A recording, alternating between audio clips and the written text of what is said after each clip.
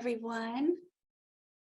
It is 2:30, which is the time we are scheduled to start. So we're going to go ahead and start because your time is very valuable. I appreciate you coming and spending some of it here this afternoon with me. You have chosen to learn more about the importance of social emotional learning, which is a huge problem for our students, our teachers, and there's a mental health crisis happening in our country right now that we can be a part of the solution for, and it's Mental Health Awareness Month, so it's a perfect time for you to be here. This presentation is brought to you by Solved and the New York State Department of Education. It's part of their TAIL Academy, which stands for Teaching Across Learning Environments.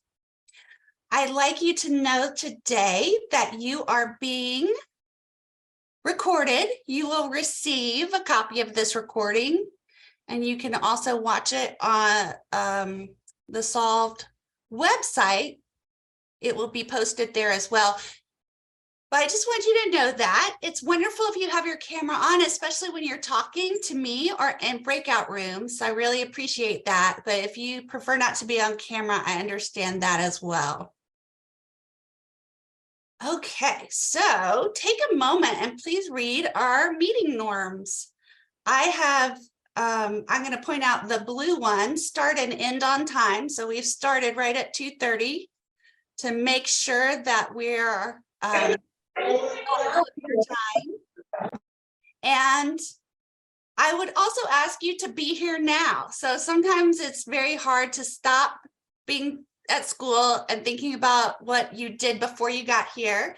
And it's hard to stop thinking about what you have to do after this hour. But for this hour, let's see how mindful we can be of the moment and share together and take an inquiry stance. I want to introduce myself. I am Dr. Caroline Hoppenwasser. I'm an instructional consultant for Solved. I have a doctorate in literacy education and 20 plus years as an educator, both in public school as a kindergarten teacher and a literacy specialist. And I also, for 14 years, taught teacher preparation at State University of New York in New Paltz. So I have a lot of experience in the classroom and working with teachers in the classroom. And I'm so glad that you came and chose to spend some time here with me today. If you would please introduce yourself. I see some of you are already doing that because you're teachers and you take initiative. Could you please type, if you haven't already, the grades or subjects you teach, and thinking about social emotional learning and setting the tone for our space. See if you can think of something big or small to share that's making you happy today. And I'm going to go ahead and do that verbally. You pop yours in the chat. What's making me happy today is that my husband, who has been unemployed since January, just signed and returned his new job offer. So he will hopefully be starting his new job next week. So let's see what's making you happy today. Elizabeth says a card from a student made her happy today. And I like to use people's names, so I apologize in advance if I mispronounce your name, and please always feel free to come on and let me know how to pronounce it. So I'm looking at the grades we have. We have kindergarten, we have 6th grade, we have 8th grade. And what's great about this is every grade, every person, every teacher needs to be thinking about their social emotional learning and health. So this is a wonderful place for everyone to be. Today I'm home with my daughter, and we have actually had a relaxing and lovely day after a concern about a rash. So Holly, I'm so glad that turned out well for you. Oh my goodness. It's all in how you frame it, isn't it? I feel happy when my students are learning and when my students smile. Oh yes. Irashini, and I'm sorry if I mispronounced that. Thank you for sharing that. That's beautiful. Quiet school hallway today. Oh my gosh, Catherine, I used to teach kindergarten, and a quiet school hallway is a miracle. That is lovely. I ate lunch. Mauricia said she got to eat lunch today. We all know what a big deal that is when we're teaching children. Oh my gosh. Thank you. These are wonderful. And I hope they're making you smile as they're making me smile. Happy to be home today, not feeling well, but cleaning my home. I totally understand that. That makes so much sense. Hilda is with students creating beautiful art that's making her happy. A special note from my teenage son makes me happy. Oh my gosh, any kind words from teenagers make everyone so happy. Oh my goodness, so many beautiful things. Thank you for sharing. And the one I'm going to end on is Linda Lee is happy today just because she woke up. Every day we wake up is another day to see what we can do, what we can accomplish. So thank you for sharing that. Please, if you need to be cheered up today in any way, continue to read the chat. It's wonderful. Let me share a little bit about our agenda for this hour. We're going to think about why social emotional learning is important to integrate into our daily practice and how we can do that into our classroom, school, and our communities that support our schools.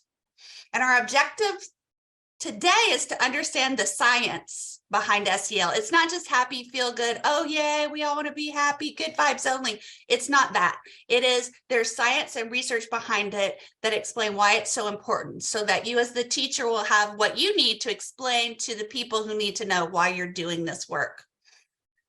We're going to learn to integrate CASEL's 5 SEL competencies with the NYS SEL Benchmark. So we have multiple organizations that are saying this is research-based and important, and here are ways that we can do that as a nation and also as New York State teachers. And think about developing SEL practices for our classroom, school, families, and communities. So let's get to it. The first thing I want to share with you is a note catcher. I'm going to put it in the chat and you're going to make a copy of it. And it has all of the information that we'll be looking at and I'll be sharing today. So I just want you to hit make a copy and open that up, make a copy. And let's make sure you can do that. I believe the permissions are set, so you should be able to make your own copy and edit it. But it starts with a link to this presentation and it has every link we're going to use today, as well as links to how to get to more professional development. So today we're going to talk about the science of SEL. For the next 2 Mondays, we'll talk more about integrating it into our lives and practices. So if you enjoyed today, come back next Monday and the one after that to complete the series, all free from Solved. Okay, so let's just make sure. I'm going to put the link in again. So if people are just coming in, you have your note catcher. I'm going to make a copy so we can look at it together really quickly. And then we're going to start with a short video on what is SEL. And you have notes where you can take notes if that works for you on each of the things. But everything, as you can see, each activity we do will have be highlighted in blue and you'll have information on your note catcher. So I'm going to stop sharing my screen because I don't think I set it up to share with you with sound. And the first thing we're going to do is watch this short video about SEL. So before we get started, while I'm getting this set up, why don't you put in the chat right now, when you hear social emotional learning, what do you think of? What does that mean to you right this minute?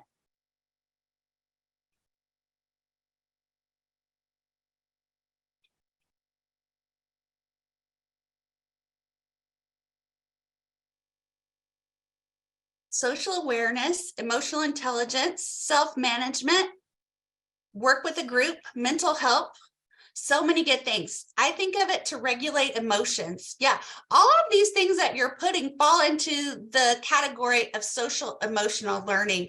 And so today, by the end of this session, you'll know the sections that New York State considers. There are 5 big ideas or big topics under SEL, and they will help you be able to explain it better to the people in your school and community to help them understand why we need to do this work. So we're going to start by watching this short video on SEL. And you can take notes about what stands out to you from this video in your note catcher, and then we can talk a little bit about it afterwards. So if I've done it right, you'll hear the sound. And if not, please just let me know in the chat that you cannot hear it.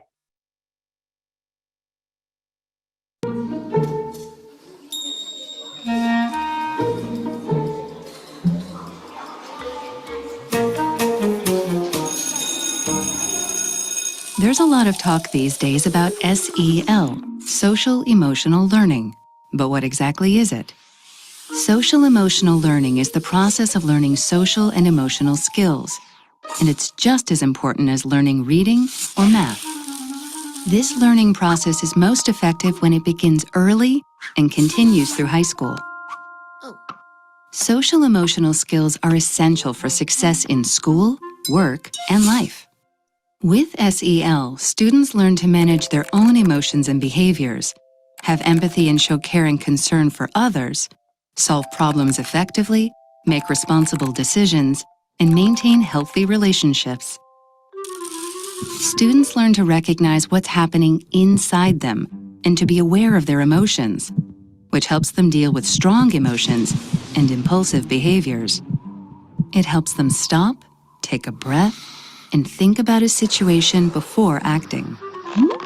Students learn to identify others' emotions and perspectives, which helps them empathize and show compassion, no matter who they are or what their background is. It's not difficult to imagine how this is important in the classroom and in life. Students learn to solve problems in peaceful ways and communicate assertively about what they need or want. This helps them get along with other students and get the help they need from adults.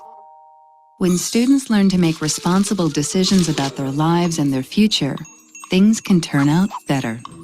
Research shows social emotional learning makes a difference. Students who participate in SEL do better academically, have improved attitudes and behaviors, and act in delinquent or disruptive ways less often. In the United States, students with strong social-emotional competence are twice as likely to earn a college degree and nearly 50% more likely to graduate from high school and have a full-time job by age 25. Just as important, students who are socially and emotionally competent have more friends. This means they're more likely to feel connected to school and do well, and less likely to be left out or bullied. Simply put, by participating in social-emotional learning, students learn the skills to succeed in every facet of school and the rest of their lives.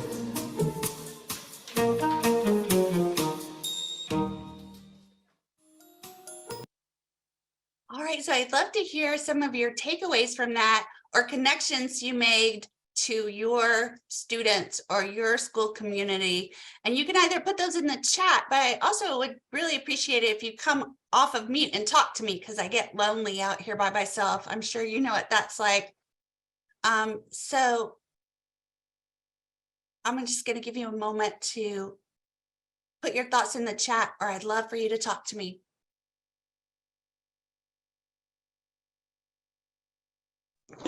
So what is the question asked? What connections or thoughts do you have after watching this short video about SEL? I think it's me personally. My name is Gina. I think it's a very important tools due to the fact that you have a lot of kids that really sometimes they react or they act because of they don't know how to deal with certain things that's going on within the inside, or they don't know how to deal with certain issues. They don't know how to approach certain behavior, how to control certain behavior. And I think if this is really in an open way, they can understand and just seeing it, it would be easier for them to deal before the action. That's my opinion. Yeah, thank you for sharing that, Jean. And it's not just your opinion, it's a research-based situation. So that's the beauty of this. That's why this session is important, because we as teachers know that, right? You know, if I can teach you how to deal with your feelings before they happen, it's going to be better. But sometimes at school, it's like, we've got to get these test scores up. Well, this is going to work with that too, because like in the chat, we have students have improved behavior and academically flourish. That's also shown through research. So we're seeing it's conducive to students learning how to respond versus react. So yes. And students with strong SEL skills do better in school academically. So everything we want for our students is we have to work on with these skills. Edwina, I see you're off mute. Would you like to share? Yes, I was going to say a main thing that pointed out towards the end, they said that this will help with future graduation, success in life, to graduate and to become successful. So it all makes sense. So it's definitely something that needs to be focused on from when kids are young, when they first start learning. Yes. Yes. And the sooner you start learning to manage those big feelings, the easier it is as you get older. So another one of the jobs I have, I work as an executive function coach for teenagers mostly. And it's a lot of social emotional learning skills. They're learning emotional regulation, but they're trying to learn it at 16, 17, and 18. And it's so much harder because no one's talked to them about it before. It didn't start when they were in pre-K and their teacher helped them figure out how to manage strong emotions then. And whether it's happening at home, it depends on family situation dynamics. So it's just another one of those things, though, that if we find ways to incorporate it daily, all the time, and model, our lives at school are going to get easier. So I want to share this research. Oops, sorry about that. That we can use to help support what we're doing. In 2019, the CDC reported that nearly 40% of young people were feeling sad and hopeless, including having had thoughts of suicide. And you all, that was in 2019, before the pandemic. That's 40% of students. And so COVID-19 exacerbated that data point and increased to 44% of young people's feelings of loneliness, hopelessness, and suicidal thoughts. And it can also be broken down by gender, and it can be broken down by race. It can be broken down in different ways. So for example, suicidal thoughts can be higher. I was listening to a podcast that said it's worse for girls on social media. So it's broken out in many different ways and forms. But what's important to know is it's a crisis for all of our students. And it was before the pandemic, it was bad. And the pandemic made it so much worse. So in addition to also having fallen behind academically because of a pandemic situation, many of them are suffering more from social emotional concerns. All right, so I want you to take this self-assessment really quickly. It's also in your note catcher, so you can use it there. But here's something just to think about, how much you're able to integrate social emotional learning into your day right now. And if it's not at all, that's okay, because what we just want to get a baseline and move tell forward. her, come on, make sure you read. We really want to build her stamina. All right. So think right now. One, I teach explicit SEL lessons, and it gives you how often you do that. So that means you're explicitly saying this is to help you understand and be able to take care of your social emotional learning. Do your kids know what that is? Are you reading articles, websites, center books about it? Do you pursue professional development? Y'all all get a good mark for that, because here you are at professional development about it. Good job. Do you have conversations with colleagues and families about students' social and emotional skill building? And the last one, I observed that my students have social or emotional needs that could benefit from SEL instruction. So take a moment and think that through, and then let us know in the chat what you notice you're doing well and where you notice you could have growth.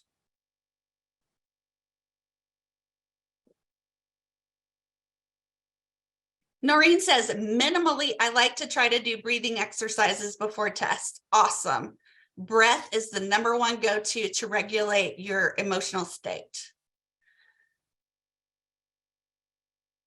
I'm going to watch and see what else is going in there while I talk to you about some more research. So this is a really interesting diagram, and I'll tell you, it's from Edutopia. They looked at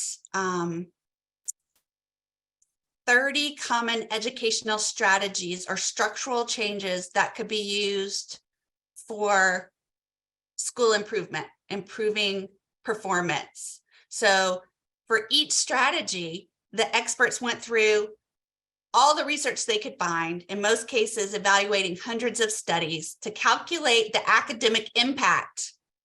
The number of additional months of academic progress made is how they measured it, and that the practice had, and the evidence, how robust the empirical evidence was of the study, and the cost of the strategy.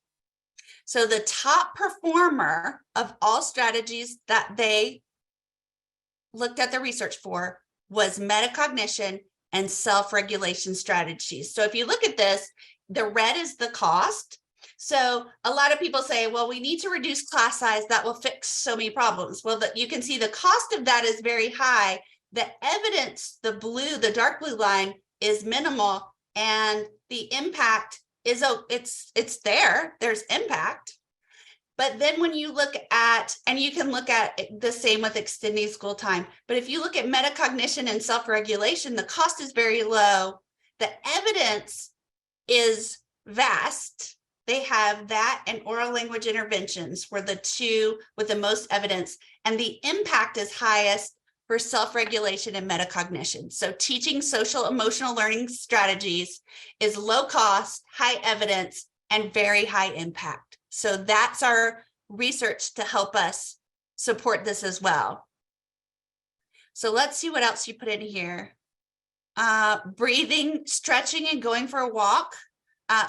Every morning we go over our feeling zone, says Margaret, and we go over ways for our students to help with a yellow or red zone. So if you come in and you're feeling in the red, people can give you some strategies to help you. I think that's amazing. 5-minute meditations after lunch with your very energetic class. Really, that's wonderful. And Hiroshini says, when children are upset, I have taught them to the kids to ask what is bothering their friends and what kinds of ways we can help. I teach 3-year-olds, and they are sensitive about their feelings. So teaching 3-year-olds to see a friend is upset and ask, what are you upset about? That's amazing. That's the foundation. And a health teacher has her 9th graders center themselves. All of those skills need to be taught explicitly in practice. That's beautiful. Okay. So we have some research. I want to share this with you. SEL brain function and student engagement. This is more about the science so that you can understand exactly how this works to help people understand why this is important and how it supports learning. This video really helps explain that. So I want you to think about any connections you can make to experiences with students in your classrooms as we listen to part of this.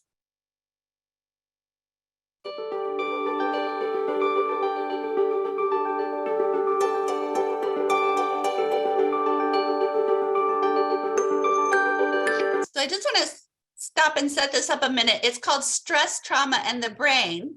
And so we can think about children come with all different kinds of trauma, some a lot less than others, but we can also say our community, this is one of those rare times the entire world has experienced the same traumatic event. So COVID produced trauma for everyone involved at different levels, but it was one of those group traumatic events that everyone is going to feel the repercussions of for a while. So we can all think about how stress, trauma are affecting our students. And even if you're thinking, oh my, I don't know how if this relates to my students, right now it relates to everyone. And also research shows that all of the things we use to teach students who have experienced trauma are beneficial to all students.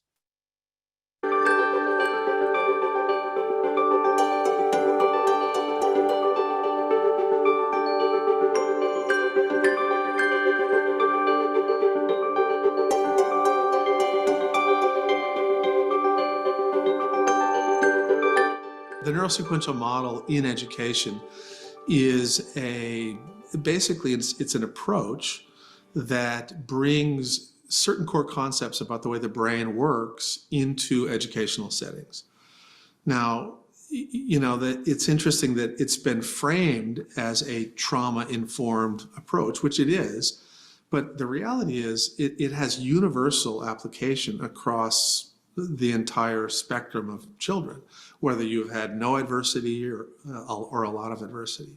And, they're really teaching people about how the brain processes information, what are the circumstances by which we learn optimally, what are the most effective ways to shape behavior. Things like that are universally applicable, and that's kind of what we do with this model. One of the things that we teach with the neurosequential model is a very simple way to think about this. And it basically is that in order to get to the cortex, to be able to reason with somebody, you first need to be connected with them in some way, relationally connected. And so that's kind of the middle part of the brain. But before you can sort of effectively connect with somebody, there has to be at least a minimal degree of regulation. So a very dysregulated kid who's afraid is not going to be able to successfully be engaged. And if you can't engage them to sort of be with you in this moment, they're certainly not going to be able to cognitively learn anything. So we talk about this sequence of engagement: regulate, relate, and then reason. And one of the things that we see that happens all the time, both with parenting and coaching and teaching, is that all too often we adults try to reason with somebody before they're regulated. And of course, that never really works. I mean, all of us, probably had the experience of somebody, coming up to us when we're sort of frustrated and saying, calm down.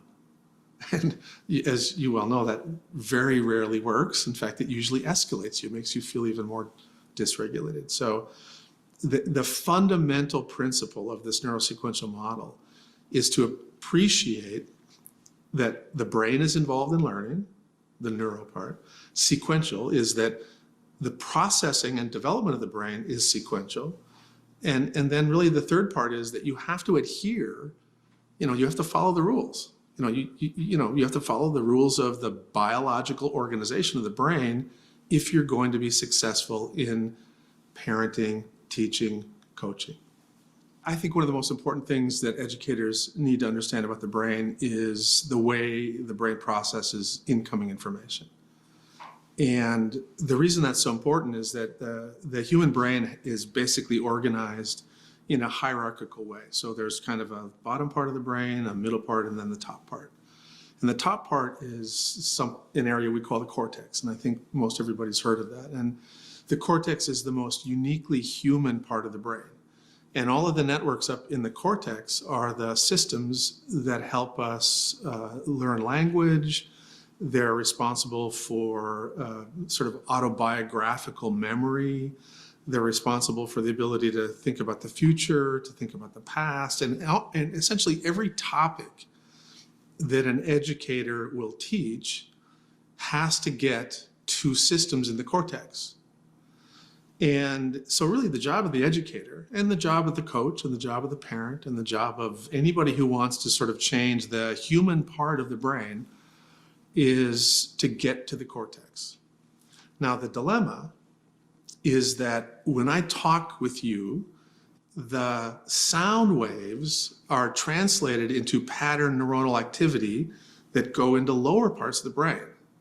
And then they get processed, and then they go to the middle part of the brain, and they get processed, and then they finally get to the top part of the brain. And so you don't automatically teach by having a really good thing in the teacher's cortex that immediately gets into the cortex of the child. And so what you have to do is get through the middle part of the teacher's brain, the lower part of the teacher's brain, out into space, into the lowest part of the student's brain, into the middle part of the student's brain, and then finally up to the cortex. So there's a lot of places where that can go wrong. And the reason educators need to understand a little bit about stress, distress, and trauma is that all of those things will interfere with that process. in ways sometimes subtle, but sometimes in really extreme ways. You may have a child who comes into the classroom who's very well regulated. Their stress response system is completely normal. And what that means is when they're sitting and listening in a classroom that's predictable, consistent, the teacher's kind, and their cortex is open for business.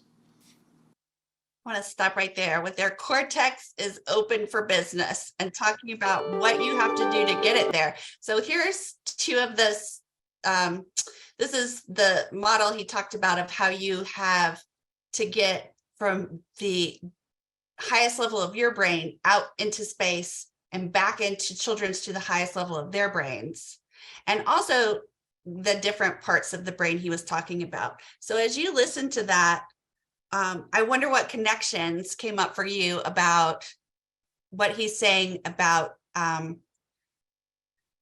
in particular, I put in the chat, regulate, relate, and reason, to be able to talk with students and have them actually be open and receptive and able to learn. You could either put in the chat or you can come off of mute and talk to us and tell us any connections that are questions that came up for you as you listen to that video.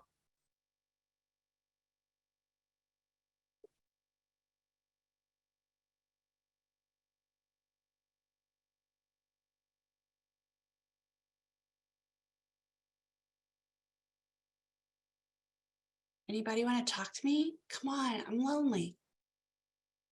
Okay, that's okay. You had a busy day.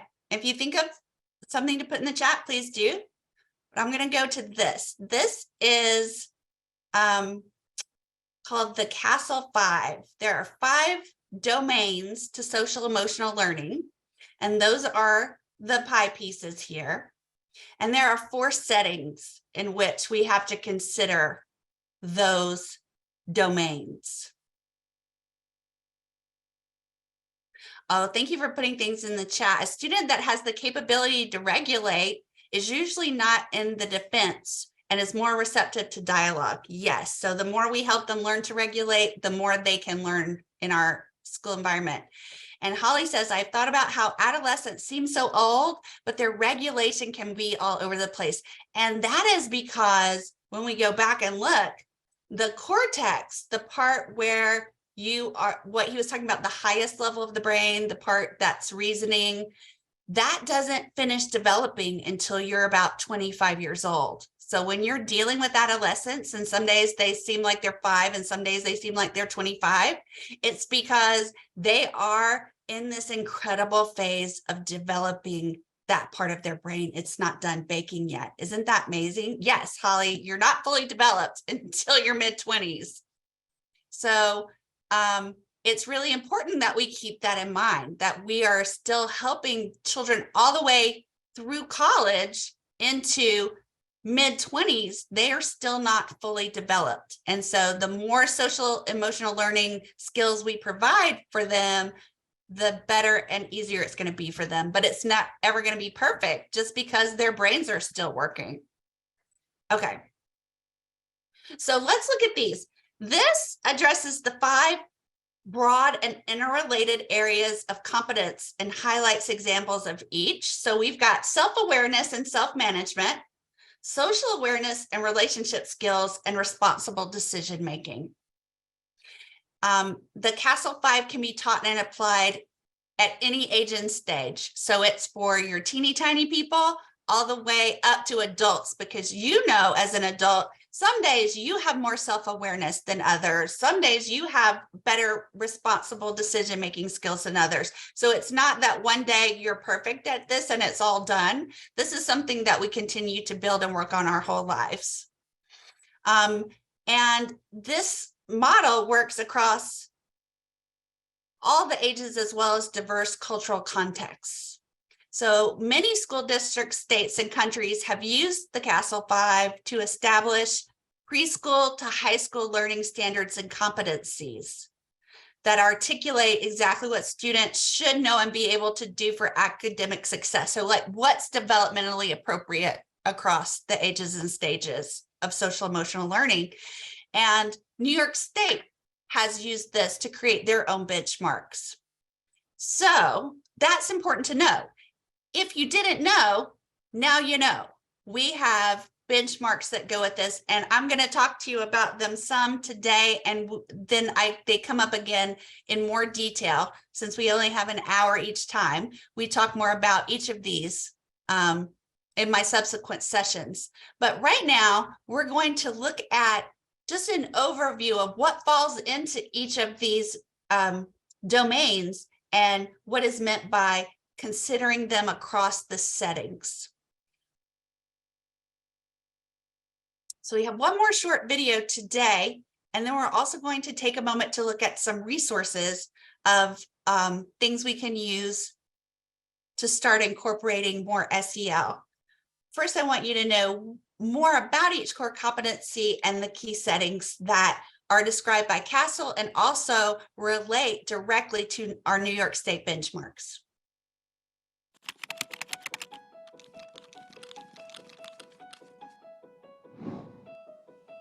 Think about the young people in your lives and all the different places where they're learning about themselves, how to relate to others, and work together on goals.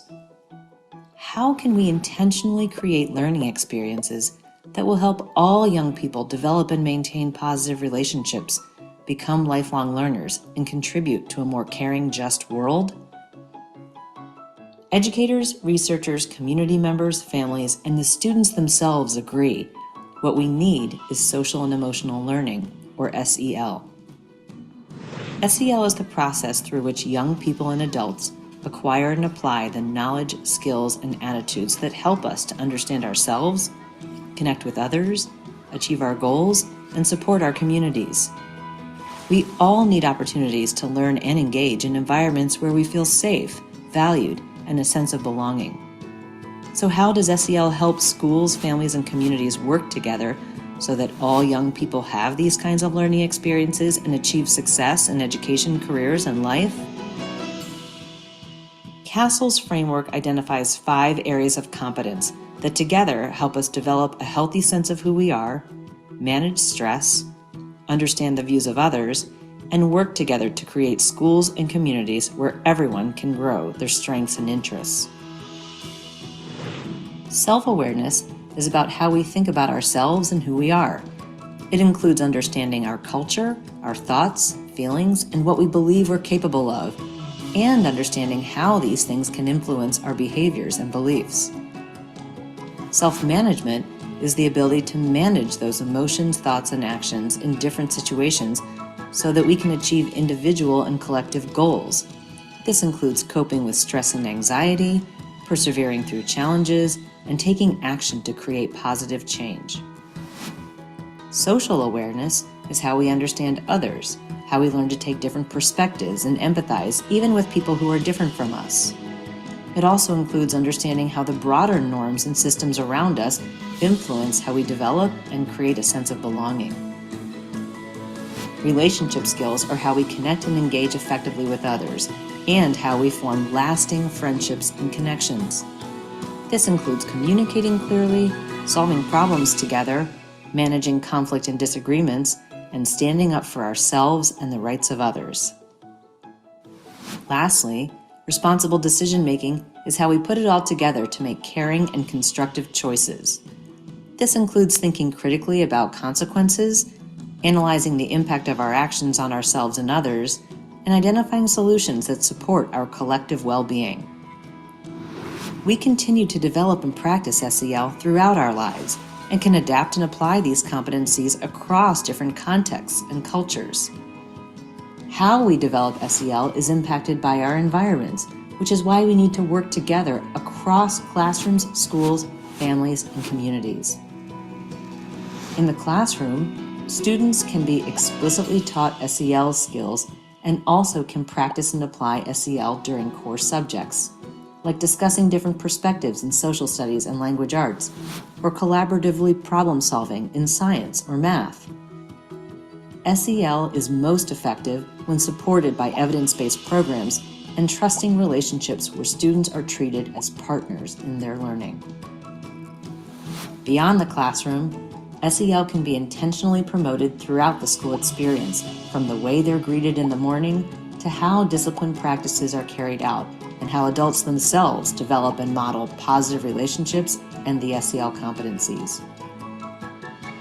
Outside of school, families and caregivers provide the earliest and ongoing learning and interactions for their children, so it's important that schools listen to and authentically partner with families to help shape SEL priorities and strategies for supporting their children. Similarly, when schools partner with community organizations to align their efforts, SEL opportunities can be strengthened and students benefit even more. With SEL, we can help create schools and learning spaces where all young people feel connected, inspired, engaged, and ready to contribute to the world around them.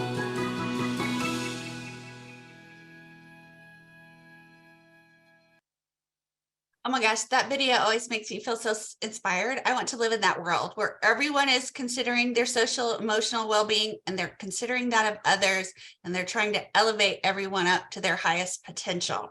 So let's look at, and let me ask you this question. Were you aware that New York State has benchmarks for SEL learning? This is put yes or no in the chat. I'm always fascinated to know whether this information is available. Here's an overview, and I am putting a link in the chat to the entire document. No, I did not. I find that to be often the case, that you're not aware that we have this as a possibility to use to help support. So, I got a private message that said, thank you for this. I wish my colleagues would do this. Well, New York State has benchmarks, and technically your colleagues should be doing this. So you now, I hope, are getting an arsenal of research and information to help you support the development of this in your school community. But what I want you to know about the benchmarks are, there are 3, and they link to this CASEL 5. So when you think of self-awareness and self-management, those link to our benchmark goal 1, which is young people develop a self-awareness that nurtures and affirms a strong sense of identity, informs decisions about their actions, and builds a sense of agency. SEL benchmark goal 2 goes with social awareness and relationship skills, where young people use social awareness and interpersonal skills to establish, navigate, and maintain mutually supportive relationships with individuals and groups that nurture their sense of belonging. And the last one is linked with responsible decision-making. Young people demonstrate intentional decision-making skills and behaviors that consider social, emotional, and physical safety and well-being in personal, school, and community context. So that is one way we create amazing citizens that go out and know how to go about their business in the world. And we have benchmarks to support us. Yes, you have access to these slides already, is a question in the chat. It's up at the top of your note catcher. There is a link that says slide deck. Okay, so here's what we're going to do. Okay, wonderful. So here's what I want you to do on your note catcher.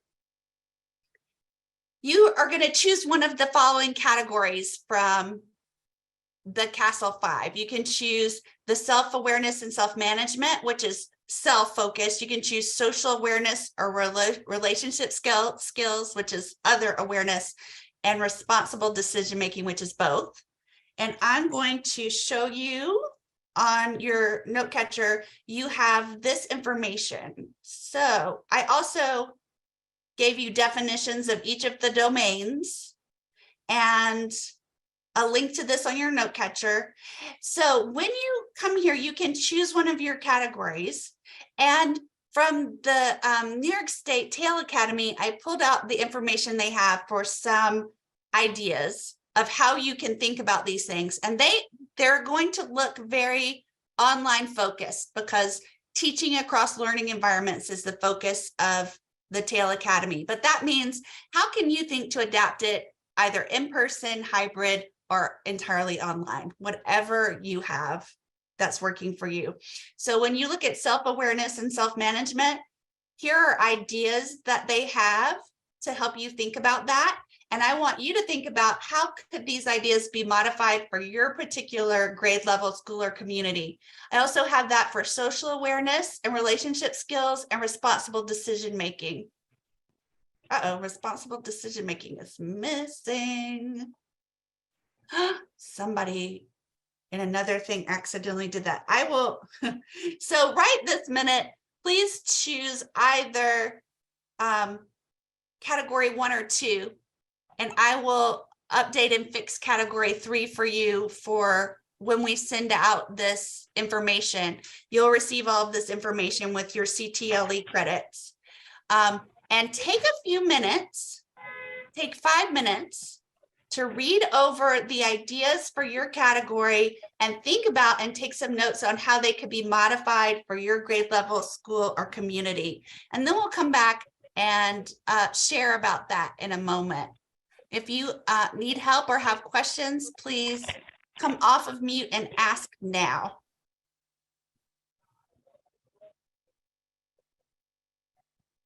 I'm going to stop sharing so we can see what's happening. So you're choosing 1 or 2 and reading and thinking about how they apply to you.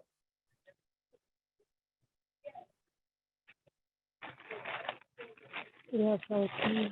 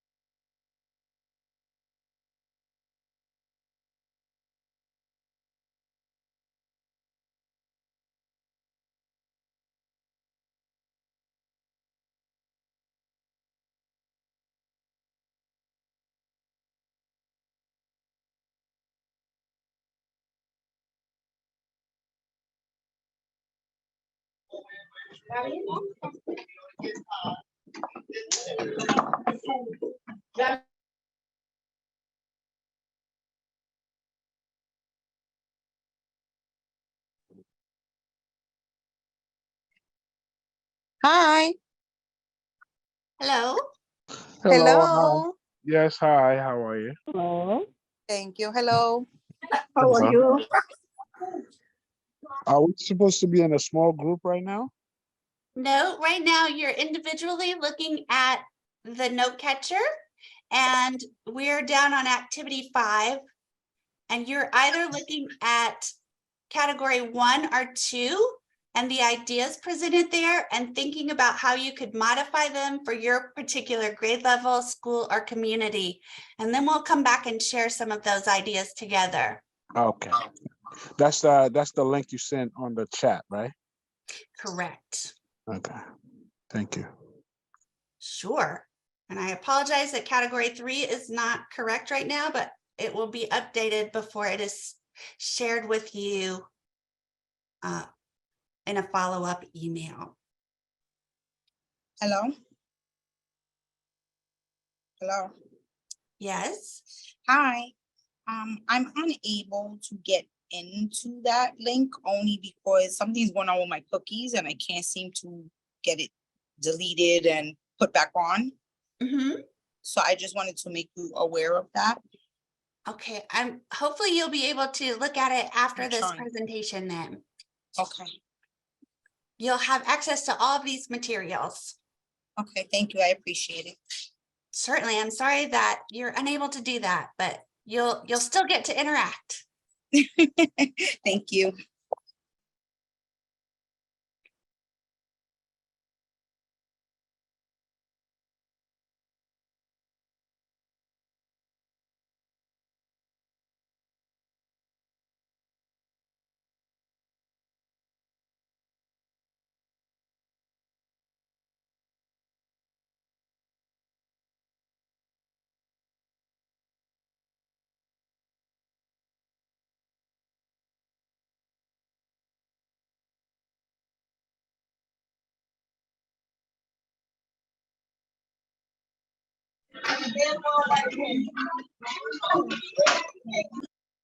Right. Let's either in the chat, and I see some people already have had some ideas on how they might apply some of these things in their own arena, whatever grade level or subjects that is. So please share any ideas you've had. So Holly has had social awareness. Number 2, I like the idea of community building circles. One idea I have for the library is for students to do collaborative reading groups where they read coming of age realistic fiction and are encouraged to emotionally connect to the characters and events. So that's such an amazing way of thinking through this material and adjusting it and modifying it to your particular needs. So we'd love it if you would share either in the chat or come off chat and share. Holly has set a beautiful way of sharing. It's like, here's number 2, here's the idea, and here's a way I think I could think about social emotional learning in my venue. So either in the chat or come and share with us to expand our ideas of how we might use some of these practices in our own classrooms.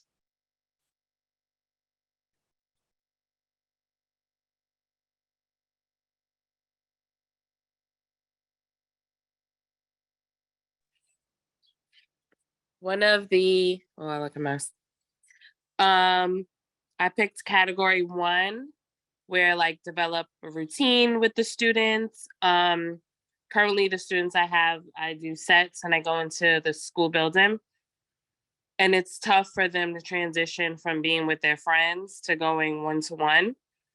So we have a routine where they have to have a checklist. So it's self-management, like put your phone away, plug in your computer because they get computers to work on, and pick an affirmation that you want to start with so that, you know, you could get encouraged. And then I have them write like a line or 2 about that affirmation or how the day is going or what they're looking forward to, what they're not looking forward to, so that I know where they're at so I can gear the session towards that. Like, okay, today is not a good day for math, so we'll do ELA. Oh my gosh, I want to come to your class every day and I want to do affirmations with you. That's amazing. That's a beautiful way to help people center. And I love Jeremy that needs checklist. something because you let him first. No, you know what it is? He won't. He won't. So that makes me think when I taught kindergarten, we had a checklist. It was on a board when you came in the morning of the 3 things you had to do. They were appropriate for 5-year-old people, but it was one of them was take your thing out of your backpack, and one of them was go and put the emotional face for how you were feeling right now in a pocket chart by your picture. It's the same kind of thing. It's just as what is appropriate for your people. For the age group, yeah. I think it's also very important, and I want to just say this, and then I'll love to hear from other people, that you as the teacher have a picture in the pocket chart, or you're sharing your affirmation, because the model for all of this, you. And if you're not willing to share your feelings, even if it's like you're having the worst day and you don't want to share exactly how bad it is, but you still need to model and talk through what you're doing. So make sure you're part of the equation as well, everyone. I love that. I'm going to add that. Awesome, Edwina. Thank you for sharing. Thank you. Amazing. If you're not reading the chat, please go in and read the chat. Is there anyone else? We have a few more minutes to share before we wrap up. Yes. Yes, please go ahead. Hi, I'm Charmaine, and I teach preschool 4. And one of the things is that we have our chart. It's called the morning meeting chart, and we have like arrival where it tells them the routine. First, you come in, you put your backpack into the cubby, then you go over to the attendance chart, you find your picture with your initial on it, you put it in, we have one column says home and one column says school. So we take it from home and put it into school. Then you move over to the center choice, and then you make your center choice where you want to start your day. If you want to do art, if you want to do math, then you put your pictures there. Charmaine. Yes, ma'am. Kindergarten teacher wants your children to come to this because they are going to be so set up to Thank know you. how to take care of themselves in the morning, which is such a hard place, right? It's a transition between being home and being the baby to coming to Yes. school and having responsibility. And you're scaffolding it so beautifully to help them know what it is they need to do and have agency. That's amazing. Thank you. I saw someone says there's something with emojis. The children put their pictures, put an emoji next to their picture. That's a wonderful way. If you're online, that's a beautiful way. When I was in the height of the pandemic, I taught college age students. And that's the first thing we did when we came in was show me how you're feeling, because it's so important to rate the room. And if you have a lot of poop emojis, whatever you choose to use, we can't start the day and jump right into academics. We need to take a moment and get everyone regulated, because we want to regulate first before we can relate and learn. That's how it works. So here's one thing. Oh, go ahead, Jean. I saw you come off mute. Yeah, one thing I add to what you just said is we use the same strategy with the emojis. However, we do have a check-in during the day to see if, so the whole goal is from either sad to happy, happy to sad emojis, and in the morning let us know how they feel. But during the day, we do have a check-in to see is there any changes, and if there is any changes, how can we talk about it? Where it happened, like what happened. So kind of have a conversation about it and how can we improve it.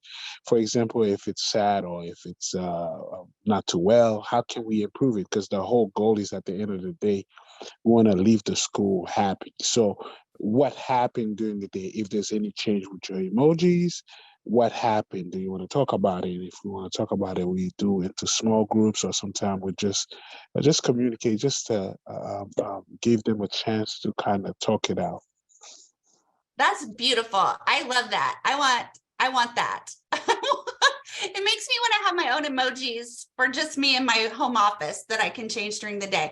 But that's so beautiful to think about and explain. So imagine, and then we're going to have to stop because we're running out of time. But I want you to imagine you're in Jean's room and you went from sad to happy. And then you get to explain to the class how that happened. So you're modeling self-regulation. You're modeling, if someone helped you, you can share and celebrate a friend.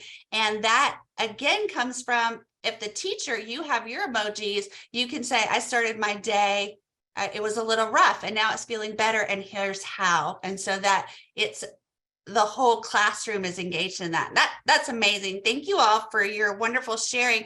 And please be sure to read the chat because so many good ideas are in there. But I have promised that we would be very mindful of the time. We have 2 minutes left. So I'm going to ask you in those last 2 minutes to please open. Oh, I'm sending the link to the wrong place. Hold on. Everyone in the meeting needs the link. This is our PD survey. And while you open that, it, I believe, has 4 short questions. I want to share with you one more slide so you can see where we are here. We're at the importance of social emotional learning. Next week, we'll be doing how to create the SEL classroom. And then the next Monday, we'll be doing tools for teaching and integrating SEL. And it really focuses on taking care of yourself as the teacher. So I'd love for you to come and build on this learning and discussion with me if you can. If not, the recordings for those will be on the SOLVE website. So please check it out. After you have done your PD feedback, please feel free to go. Have a wonderful day. If you've opened the link, you're free to go. I want to reiterate, you will be getting a follow-up email with CTLE credits and links to everything from this class. So if you close the note catcher accidentally and then don't know how to get back to it, it will be coming and it will be updated with that information that was missing. Thank you so much for being so engaged today. I enjoyed spending this time with you and I hope to see you again in a solved PD.